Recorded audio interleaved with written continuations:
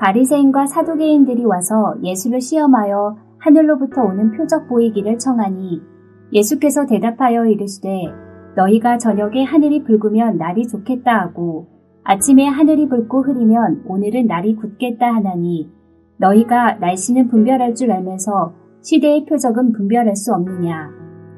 악하고 음란한 세대가 표적을 구하나 요나의 표적밖에는 보여줄 표적이 없느니라 하시고 그들을 떠나가시니라. 제자들이 건너편으로 갈새 떡 가져가기를 잊었더니 예수께서 이르시되 삼가 바리새인과 사두개인들의 누룩을 주의하라 하시니 제자들이 서로 논의하여 이르되 우리가 떡을 가져오지 아니하였도다 하거든 예수께서 아시고 이르시되 믿음이 작은 자들아 어찌 떡이 없으므로 서로 논의하느냐. 너희가 아직도 깨닫지 못하느냐. 떡 5개로 5,000명을 먹이고 주운 것이 몇 바구니며 떡 7개로 4,000명을 먹이고 주운 것이 몇 광주리였는지를 기억하지 못하느냐. 어찌 내 말한 것이 떡의 관함이 아닌 줄을 깨닫지 못하느냐. 오직 바리새인과 사두개인들의 누룩을 주의하라 하시니 그제서야 제자들이 떡의 누룩이 아니오 바리새인과 사두개인들의 교훈을 삼가라고 말씀하신 줄을 깨달으니라. 예수께서 빌립보 가이사랴 지방에 이르러 제자들에게 물어 이르시되 사람들이 인자를 누구라 하느냐. 이르되 더러는 세례 요한, 더러는 엘리야, 어떤 이는 예레미야나 선지자 중에 하나라 하나이다. 이르시되 너희는 나를 누구라 하느냐. 시몬 베드로가 대답하여 이르되 주는 그리스도시요 살아계신 하나님의 아들이시니이다. 예수께서 대답하여 이르시되 바요나 시몬아 내가 복이 있도다. 이를 내게 알게 하니는 혈육이 아니오 하늘에 계신 내 아버지시니라. 또 내가 내게 이르노니 너는 베드로라. 내가 이 반석 위에 내 교회를 세우리니 음부의 권세가 이기지 못하리라. 내가 천국 열쇠를 내게 주리니 내가 땅에서 무엇이든지 매면 하늘에서도 매일 것이요 내가 땅에서 무엇이든지 풀면 하늘에서도 풀리리라 하시고 이에 제자들에게 경고하사 자기가 그리스도인 것을 아무에게도 이르지 말라 하시니라. 오늘의 묵상 본문은 3개의 이야기가 담겨져 있습니다. 이 중에 빌립보 가이사랴에서 예수님이 제자들에게 던진 질문과 베드로의 고백은 이제 갈릴리 사역을 마치고 예루살렘으로 가는 여정을 바꾸는 전환점 역할을 합니다. 그리고 이것은 마태가 지금까지의 모든 이야기를 통해 깨닫기를 원했던 것이 무엇인지를 보여줍니다. 예수님은 갈릴리 사역을 통해 하나님 나라를 임하게 하시는 메시아이심을 보여주었습니다. 누구라도 편견 없이 예수님이 하시는 일을 보았다면 이 사실을 깨달을 수 있었습니다.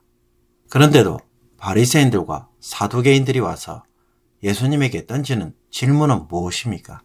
하늘로부터 오는 표적을 보여달라는 것입니다. 쉽게 말해 예수님이 정말 하나님으로부터 온 자임을 보여줄 수 있는 강력한 한방, 즉 오직 하나님만이 하실 수 있는 기적을 보여달라는 것입니다. 이 질문만 보면 마치 그들은 그것을 보면 믿겠다는 느낌을 줍니다. 그러나 마태는 그들의 의도에 대해 이렇게 말합니다. 예수를 시험하여. 이 말은 예수님이 진짜 그런 능력을 행하실 수 있는 분이신지를 믿고 싶어서 한 말이 아니라는 것입니다. 처음부터 그런 표적 같은 것은 사람이신 예수님이 행하실 수 없을 것이라고 이미 전제로 한 말입니다. 그래서 당연히 할 수 없기에 예수님을 메시아로 인정하지 못하겠다고 말하려고 이런 요구를 한 것입니다. 그렇다면 이런 자들에게 예수님이 굳이 표적을 보여주실 필요가 있을까요? 하늘이 붉고 흐리면 오늘은 날이 안 좋겠다고 날씨는 분별하면서도 정작 예수님이 지금까지 말씀하시고 여러 기적을 행하시는 모습을 통해 새로운 시대가 왔음을 왜 깨닫지 못하고 있느냐라고 예수님은 아침에 책망으로 답합니다. 그들이 이토록 무지한 것은 그들이 악하고 엄란한 세대이기 때문입니다. 이제 예수님이 그들에게 보여줄 표적은 단 하나입니다. 그것은 요나의 표적으로서 요나가 물고기 배에서 3일 동안 갇혀 있다가 살아난 것처럼 예수님이 죽으시고 부활하시는 사건입니다.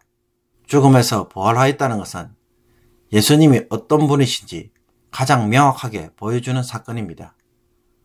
이스라엘 역사에 또 이 인간 역사 속에서 죽었다가 살아난 자는 아무도 없습니다. 오직 예수님만 그와 같은 일을 하셨다는 것은 예수님만이 진정한 메시아이심을 보여줍니다. 우리도 바리새인들이나 사두개인들처럼 나의 삶에 뭔가 특별한 기적을 보여주면 더 잘 믿고 더 순종을 잘할 것이라는 생각을 혹 하고 있지는 않습니까? 우리 생각에는 믿음의 확신을 위해서 구하는 것처럼 보입니다.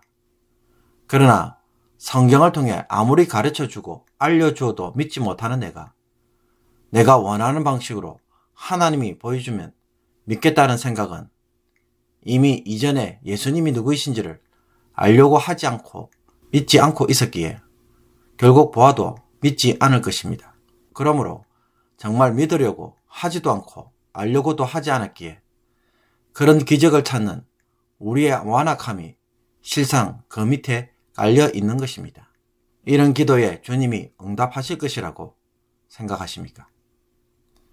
그들을 떠나 예수님이 제자들과 함께 갈 때 제자들이 떡 가져오는 것을 잊어버리므로 자기들끼리 수근수근 거렸습니다.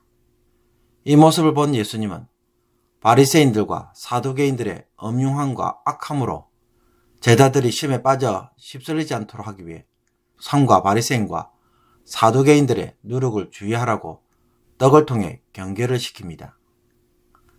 적은 누룩으로 음식 전체가 부패하게 되는 것처럼 그들의 시험에 조심하라는 것입니다. 그러나 제자들은 예수님의 의도를 깨닫지 못하고 도리어 떡을 챙겨오지 못한 것에 대하여 책망하시는 말씀으로 오해하였습니다. 그러자 예수님은 오병이어로 5,000명을 먹이신 것과 떡 7개로 4,000명을 먹이신 것을 언급하시면서 떡 문제가 아님을 지적합니다. 바리새인들과 서기관들의 교훈을 조심하라는 것입니다. 그러므로 바리새인들과 사두개인들처럼 제자들도 어떤 잘못을 범하고 있습니까? 주님이 행한 기적을 보고도 생명의 떡이신 예수님을 곁에 두고도 현실 상황을 단지 떡 문제로만 이해할 수 있다는 것입니다. 사실 우리도 이런 일을 자주 행합니다. 당장 해결해야 하는 세상의 문제들에 너무 집착해서 정작 주님이 말씀하시는 것이 무엇인지 이해하지 못하고 하늘로부터 오는 표적을 찾을 때가 있습니다.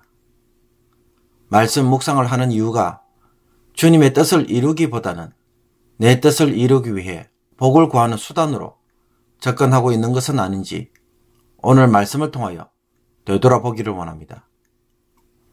그 후에 예수님이 제자들과 함께 빌립보 가이사라는 지역에 이르자 예수님은 제자들에게 질문을 합니다. 사람들이 인자를 누구라 하느냐? 이제 갈릴리 사역을 마무리하시는 과정에서 유대인들이 예수님을 어떤 분으로 깨닫고 있는지 묻는 질문이었습니다.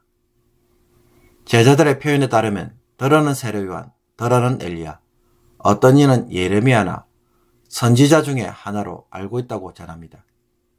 그러자 예수님은 제자들에게 질문합니다. 너희는 나를 누구라 하느냐? 이때 제자들의 대표자로서 베드로가 고백합니다. 주는 그리스도시요 살아계신 하나님의 아들이시니이다. 베드로의 이 고백은 너무나 중요합니다. 어떤 신학자는 이 고백을 중심으로 마태복음의 앞과 뒤가 달라진다고 말합니다. 베드로의 고백을 통해 지금까지 예수님이 행하신 일과 누구이신지 명확하게 드러나고 확정되기 때문입니다. 예수님은 이제 메시아이시며 살아계신 하나님의 아들로서 제자들의 입에서 확정되고 선포되고 있기 때문입니다. 복음서에서 하나님의 아들이라는 표현은 그리스도, 즉 메시아라는 의미로 사용되기도 하고 또 하나님이심을 뜻하기도 합니다. 마태복음 26장 63절을 보면 예수께서 침묵하시거늘 대제사장이 이르되 내가 너로 살아계신 하나님께 맹세하게 하노니 내가 하나님의 아들 그리스도인지 우리에게 말하라고 하는 것을 보아 하나님의 아들을 그리스도와 같은 의미로 사용하고 있음을 보여줍니다. 그리고 요한복음 19장 7절을 보면 예수님이 하나님의 아들이라고 주장하는 것에 대하여 유대인들이 신성 모독으로 간주합니다. 예수님이 자신을 하나님으로 간주하고 있기 때문입니다. 베드로의 이런 고백에 대해 예수님은 베드로 자신이 스스로 한 고백이나 누구에게서 배운 것이 아니라 하나님의 계시로 인해 깨닫게 해주셔서 한 것이라고 말합니다. 예수님은 바로 이 순간을 위해 지금까지 이 모든 사역을 했다고 해도 틀린 말이 아닙니다. 이 고백을 한 베드로에게 예수님은 반석, 즉 베드로라는 새로운 이름을 주시고 그 반석 위에 내 교회를 세우며 음부의 권세가 이기지 못할 것이고 그리고 메고 푸는 천국 열쇠도 베드로에게 줄 것을 선언합니다. 천국 복음을 통해 천국을 열고 닫는 역할을 할 것이라는 것입니다. 예수님은 자신을 제대로 이해한 자를 통해 그들의 신앙 고백 위에 교회를 세우시고 천국의 대리 통치자로 세우십니다. 그러므로 우리의 정가는 입술에 천국을 열고 닫는 엄청난 권세가 주어져 있음을 오늘 확실히 깨달을 필요가 있습니다. 제자들의 신앙 고백을 통해 이 신앙 고백이 다른 사람에게도 흘러가고 그 신앙 고백을 공유하는 것이 지금까지 주님이 제자들을 데리고 훈련하신 이유입니다. 사랑하는 성도 여러분, 나의 삶에서 예수님은 어떤 분이십니까? 예수님이 정말 깨닫기 원했던 그런 예수님으로 나는 제대로 이해하고 있습니까? 예수님은 어떤 메시아입니까? 혹시 내가 원하는 것을 해주고 나의 필요를 채워주시는 분이 메시아라고 믿고 따르는 것은 아닙니까? 예수님이 듣기 원하시는 바른 신앙 고백을 제대로 하고 있는지 말씀을 통하여 스스로 물어보십시다. 예수님이 어떤 메시아인지 제대로 깨달을 수 있도록 해달라고 기도하십시다. 그래서 예수님이 어떤 일을 하시는지 이제는 아는 자들로 그 일에 제자로 부르신 것에 가슴이 뜨거워지고 다른 사람들도 이와 같은 고백을 할 수 있게 해달라고 열심히 전도하는 삶이 우리의 삶이 되게 해달라고 오늘 기도할 수 있는 저와 여러분이 되기를 원합니다. 기도드리겠습니다. 하나님 아버지, 우리의 눈을 열어 베드로와 같은 고백을 하게 하여 주옵소서. 하나님께서 깨우쳐 주셔서 예수님이 진정 어떤 분이신지 마음으로 깨닫는 자들이 되게 하여 주옵소서.